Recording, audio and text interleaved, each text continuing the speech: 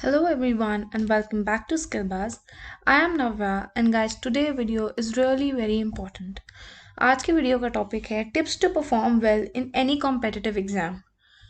आपने कभी ना कभी अपनी लाइफ में कोई भी कॉम्पिटिटिव एग्जाम देना ही होता है। आप भले अपनी ग्रेजुएशन के लिए जा रहे हो या मे बी आप अपनी पोस्ट ग्रेड या आप कोई और कोर्सेज कर रहे हो। कॉम्पिटिटिव एग्जाम्स एक बहुत कॉमन चीज़ है एंड मोस्टली हर कोई देता ही है उन्हें। एंड कॉम्पिटिटिव एग्जाम्स की जो अप्रोच होती है वो हमारे जो नॉर्मल एग्जाम्स होते हैं उनसे डिफरेंट होती है काफ़ी ज़्यादा। तो बहुत सारे लोगों को पता ही नहीं होता कि हमें उन एग्जाम्स को अप्रोच कैसे करना है एंड हमारी क्या किस तरीके से हमें पढ़ाई करनी चाहिए so that we excel in them. तो आज के वीडियो में मैं आपको 3 ऐसी टिप्स बताऊंगी जो आपको फॉलो करनी ही चाहिए if you are going to sit for a competitive exam. So let's begin now. सबसे पहली टिप, प्लानिंग। ऐसा नहीं आप समझिएगा कि जैसे हमारे नॉर्मल स्कूल के एग्ज़ाम्स होते हैं, हम उसमें जस्ट एक दिन पहले या नहीं भी इतना अगर हम पढ़ते तो इतना कोई फ़र्क नहीं पड़ता। आप रैंडम बुक उठा के पढ़ोगे, थ्योरी पढ़ोगे and you are good to go. Competitive exams में ऐसा बिल्कुल भी नहीं हो सकता है। एंड अगर आप सोच रहे हो आप लास्ट मोमेंट पर पढ़ना शुरू करोगे या जब बहुत थोड़ा टाइम रह जाएगा तब पढ़ना शुरू करोगे, देन आई एम सॉरी, आपका वो एग्ज़ाम नहीं निकलने वाला। बिकॉज कॉम्पिटिटिव एग्ज़ाम्स में बेसिकली जो सिलेबस आता है वो सिलेबस आपको विद टाइम आप उसमें इम्प्रूव कर सकते हो। They need a lot of practice. उस सिलेबस में आपको प्रैक्टिस चाहिए होती है। कॉन्सेप्ट क्लैरिटी बहुत इंपॉर्टेंट होती है जो विद टाइम ही आती है। सो सबसे पहली जो चीज़ है वो ये है कि आपको प्लान करना पड़ेगा। Half of the job is done when you have a well thought out strategy. Familiarize yourself with the exam schedule you will be taking, calculate your time and make a study schedule. अब आपको ये देखना है कि आपको कोई भी exam है आपको उसके लिए बहुत पहले से पढ़ना शुरू करना पड़ेगा। आप usually what I feel is कि कोई भी कॉम्पिटिटिव एग्ज़ाम हो तो आप अराउंड 1 ईयर पहले से उसकी प्रिपरेशन शुरू कर दो, ताकि आपका जो है अच्छे से आप प्लान करके और हर चीज़ को इन डिटेल पढ़ सको, सारे आपके कॉन्सेप्ट्स क्लियर हों एंड इफ़ एट ऑल कुछ रह जाता है आप उन्हें रिवाइज़ कर सको। प्लानिंग बहुत ज़्यादा ज़रूरी हो जाती है।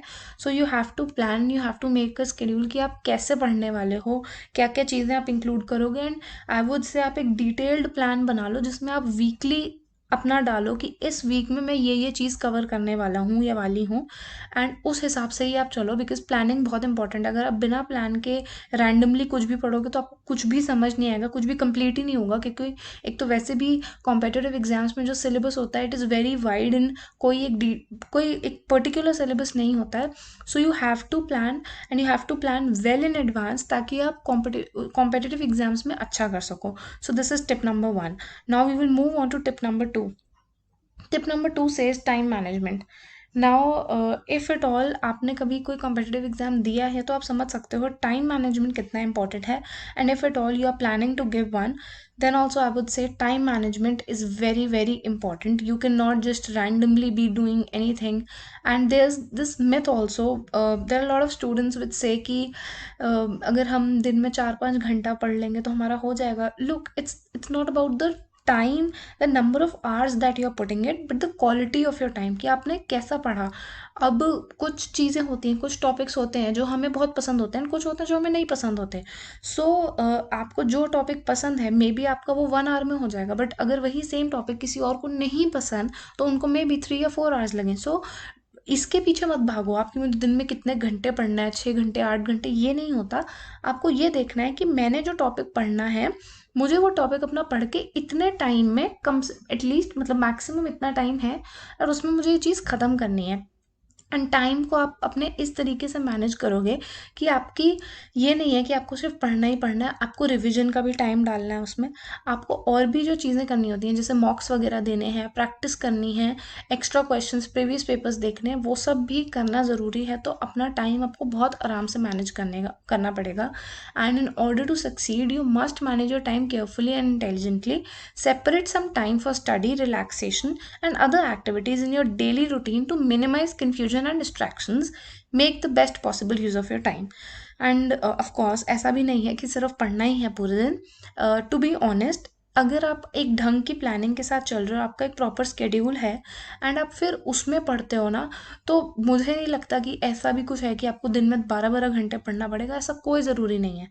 आपको आराम से आपका सब कुछ कवर होएगा, बस ढंग से आपको प्लान करना है ना, अपने टाइम को आपको ढंग से यूज़ करना है। आपको हर चीज़ करनी है। You can also relax, you can do all your hobbies and all, but time manage करके चलना पड़ेगा so that you do well in the exam. And now the third tip, जिसको बहुत सारे लोग सीरियसली नहीं लेते बट लेना चाहिए। The third tip is mock exams. If at all you are giving any competitive exam, चाहे वो कोई भी हो, मॉक टेस्ट देना बहुत इंपॉर्टेंट होता है। बहुत सारे लोग ये सोचते हैं कि मॉक टेस्ट से क्या होएगा यार, वो एक रैंडम टेस्ट ही तो है जिसमें क्वेश्चन होंगे, but my friend you are very very wrong. Mock test बहुत इंपॉर्टेंट होते हैं। मैं आपको रीज़न बताती हूँ क्यों इंपॉर्टेंट होते हैं।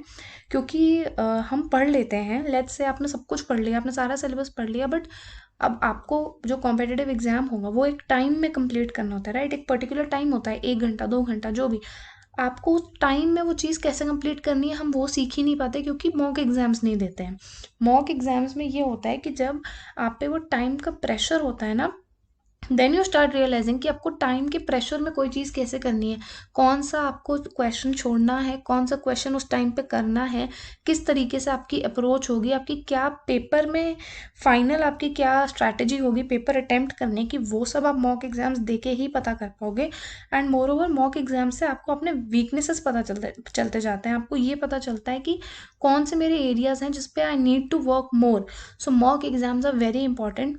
And one more thing which I would like to tell you, आप ये बिल्कुल मत करना कि जब मेरा सिलेबस ख़त्म हो जाएगा तब मैं मॉक एग्जाम्स दूंगा या दूंगी, because your syllabus is never going to end. क्योंकि कॉम्पिटिटिव एग्जाम्स में एक पर्टिकुलर सिलेबस कभी होता ही नहीं है। सिलेबस आपको सिर्फ एक आइडिया होता है कि ये आएगा, बट आपको नहीं पता होता कि वो कितनी डेप्थ तक आएगा, कितना क्या आएगा। सो सिलेबस तो कभी ख़त्म ही नहीं होगा। एंड अगर आप ये वेट करते रहोगे कि सिलेबस ख़त्म होने के बाद I will start giving the mocks, then वो होगा ही नहीं एंड आपका एग्ज़ाम एक्चुअल में आ जाएगा। So from the time you start preparing, आप अपने मॉक्स देना शुरू कर दो। वीकली मतलब देने ही है आपको, वीक में एटलीस्ट वंस तो you have to sit for a mock. And one more thing that you have to analyse the mock. देने से कुछ नहीं होगा, आपने दे दिया, but if you are not analysing it, if you are not realising कि आपकी क्या मिस्टेक्स हुई उसमें, क्या ऐसे टॉपिक्स थे जो आपको आते थे बट फिर भी गलत हुए, क्या ऐसी चीज़ें थी जो आपकी वीकनेस है, कौन से ऐसे कॉन्सेप्ट्स हैं जो आपको इतने ढंग से नहीं क्लियर, वो सब आपको मॉक के एनालाइजेशन से ही पता चलेगा। So analysing the mock is also very important and giving them is of utmost important. Now कोई भी अगर कॉम्पिटिटिव एग्ज़ाम होता है उसके बाद एक चीज़ आई बिलीव हर कॉम्पिटिटिव एग्ज़ाम में कॉमन होती है most of the times, which is an interview. And ये होता है मोस्ट ऑफ द टाइम्स कि हम एग्ज़ाम दे देते हैं, चलो एग्ज़ाम भी बहुत अच्छा हो गया, बट अब उसके बाद क्या? अब हमारा जो आगे इंटरव्यू होने वाला है, जो भी आगे प्रोसेस है, ग्रुप डिस्कशन होएगा या इंटरव्यूज़ वगैरह हैं, उसके लिए अब हम क्या करें? सो प्रेपरेशन के चक्कर में और पढ़ाई करनी बहुत ज़्यादा इंपॉर्टेंट है I believe, because competitive exam जो आपका क्लियर होना, that is the first step जो आप आगे जाओगे। बट उस फर्स्ट स्टेप के बाद भी एक चीज़ होती है जिसके लिए ज़्यादा टाइम रह ही नहीं जाता हमारे पास। So to help you with that, हमारे प्लेटफॉर्म ने विच इज़ www.skillbuzz.in, हमने कोर्सेज लॉन्च किए हैं। एंड एक हमारा कोर्स है रेज्यूमे एंड इंटरव्यू ट्रेनिंग का, which is free of cost for everyone. आपको सिंपली हमारी वेबसाइट पे सिर्फ साइन अप करना है एंड आप इस कोर्स में इनरोल कर सकते हैं। इसमें हमने रेज्यूमे और इंटरव्यू ट्रेनिंग के बारे में बहुत कुछ बताया हुआ है, डिटेल्ड वीडियोज़ हैं, आप देख सकते हैं कि कैसे आपको इंटरव्यूज़ देने चाहिए एंड किस क्वेश्चन को आप कैसे आंसर कर सकते हैं।